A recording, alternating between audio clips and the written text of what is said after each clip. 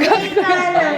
Daghang salamat kaayo o pag-atiman ka namo. Ikaw ang ikaduhang mama sa eskwelahan.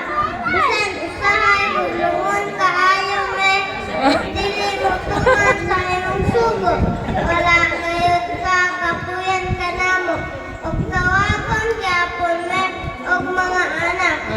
Teacher, salamat sa pagtudlo, pag-ihas, ug pagsulat, ug sa maayong kamatasan.